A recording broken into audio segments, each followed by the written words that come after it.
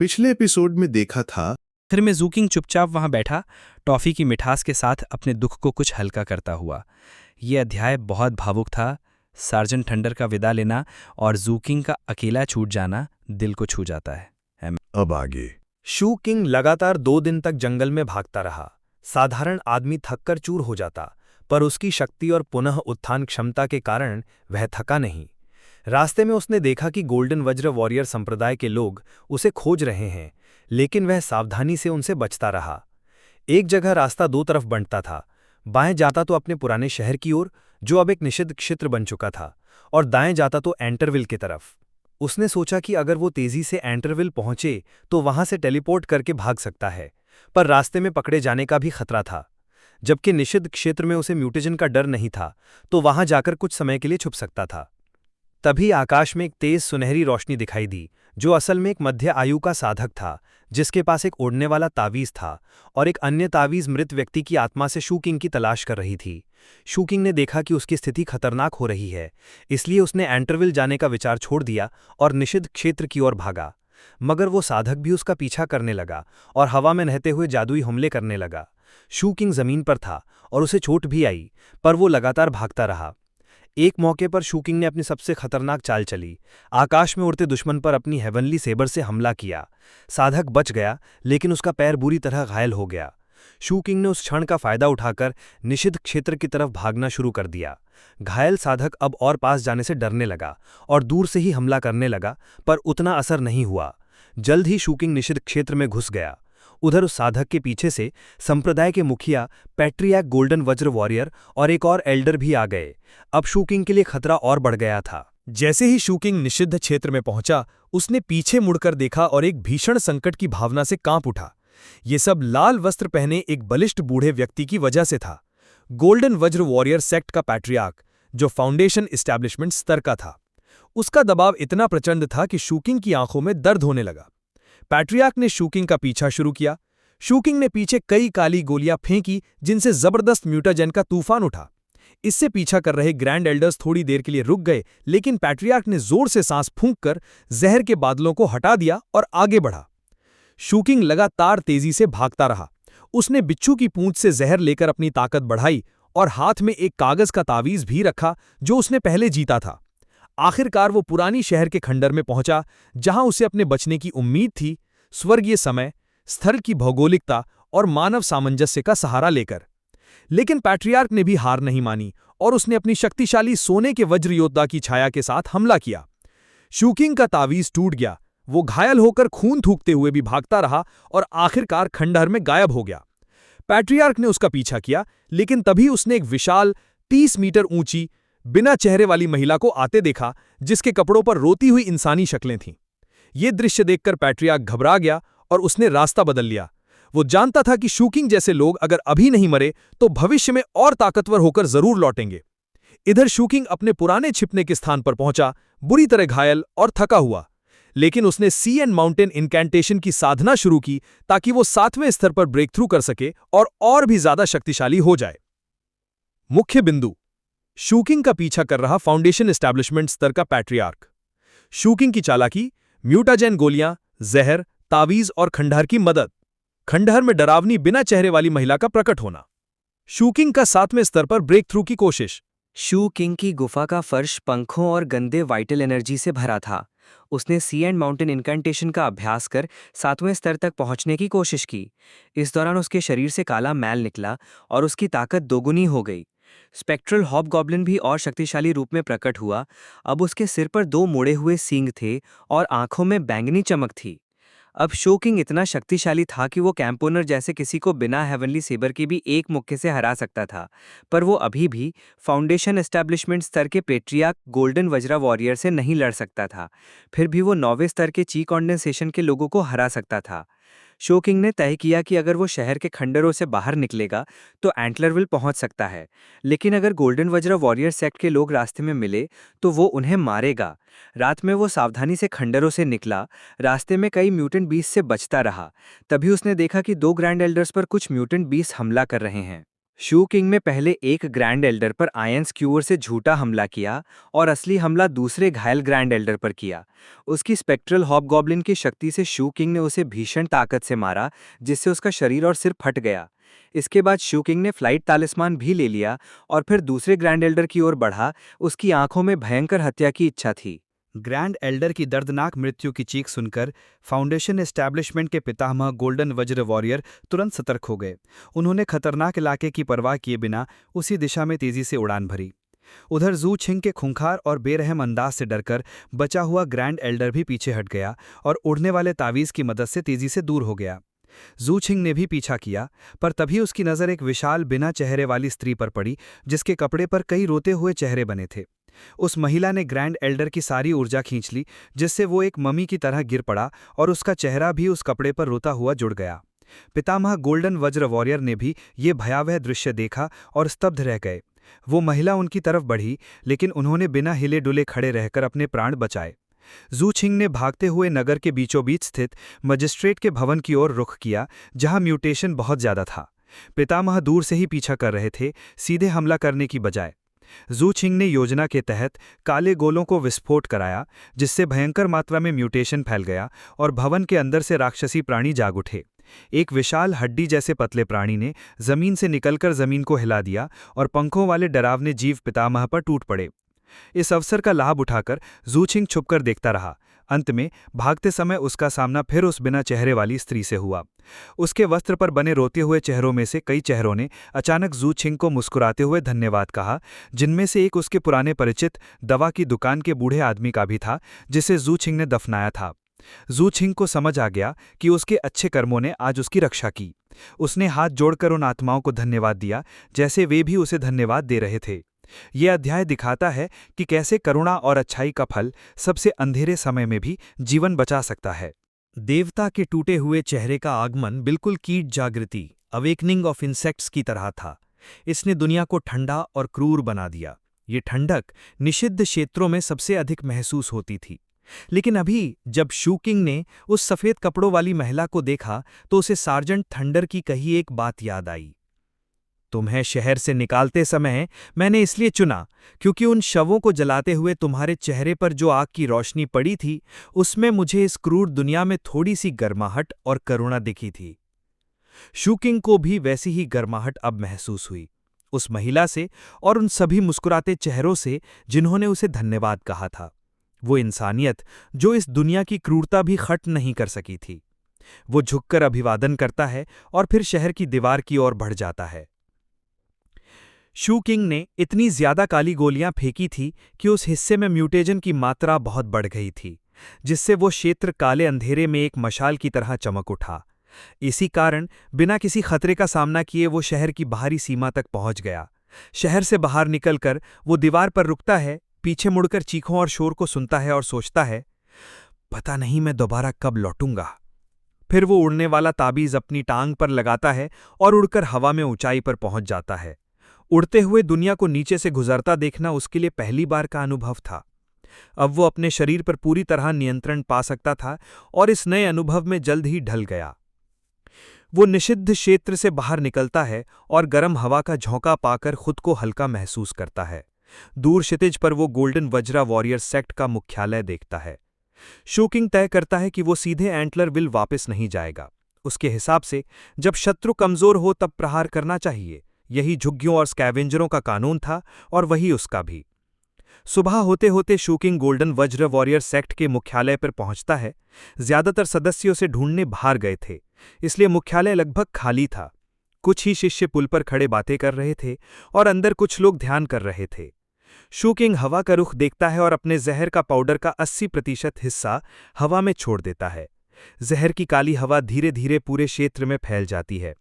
जैसे ही शिष्य इसे देखकर चौंकते हैं, शू किंग बिजली की तरह वहां उतरता है। वो जबरदस्त ताकत और गति से हमला करता है। पीछे पीछे जहर और म्यूटेजन का कहर आता है, जिससे शत्रु भयभीत हो जाते हैं। मुख्य हॉल में बैठे सेक्ट लीडर को जैसे ही इसका पता चलता है, वो गुस्से से बाहर आता है। लेकिन शू किंग की कम उम्र और स्कैवेंजर पहचान देखकर भी उसे एहसास होता है कि यही वो लड़का है जिसे पकड़ने के लिए पूरा सेक्ट निकला था। तुम ही हो, सेक्ट लीडर कहता है और उसके दिल की धड़कन तेज हो जाती है। गोल्डन वज्र वॉरियर सेक्ट का विनाश।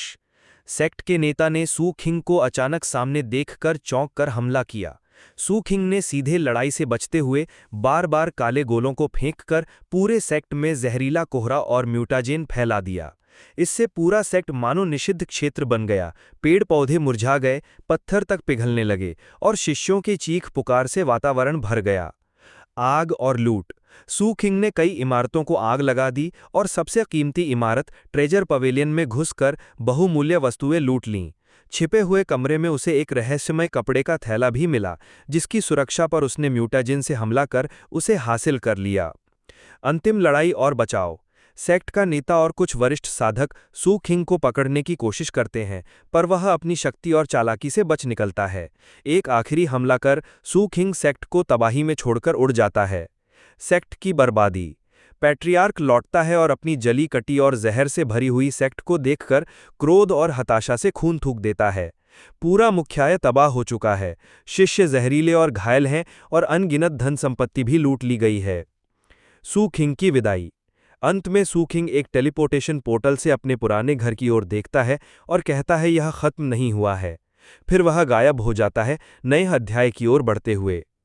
यह वॉल्यूम 1 या अवेकनिंग ऑफ इंसेक्ट्स का अंतिम अध्याय है, जिसमें सू खिंग ने अपने दुश्मनों को भारी नुकसान पहुंचाकर उनके साम्राज्य को हिला दिया है। ये कहानी दक्षिण फीनिक्स द्वीप की है, जहां गर्मियों का अंत हो रहा है और सफ़ेद ओस के मौसम की तैयारी हो रही है। इस द्वीप का बड़ा हिस्सा फॉरबिडन बाय द फीनिक्स नामक क्षेत्र है, जहां खतरनाक जंगल, प्राचीन खंडहर और म्यूटेंट प्राणी रहते हैं। शेष हिस्सा मानवों का है, जिसमें सबसे बड़ा और शक्तिशाली शहर है सेवन ब्लड आइस का मुख्यालय। ये शहर 7 पहाड़ों से घिरा है, जिनकी चोटियों पर 7 रंगों की विशाल आंखों की मूर्तियां हैं। ये मूर्तियां एक शक्तिशाली सुरक्षा जादुई घेरा बनाती हैं, जो शहर को म्यूटेशन से बचाती हैं। यू किंग, जो पहले एंटलरविल में था, अब टेलीपोर्टेशन से इस नए शहर में आता है। उसकी हालत खराब है, कपड़े फटे पुराने और शरीर पर खून के धब्बे हैं, लेकिन उसकी आंखों में चमक है।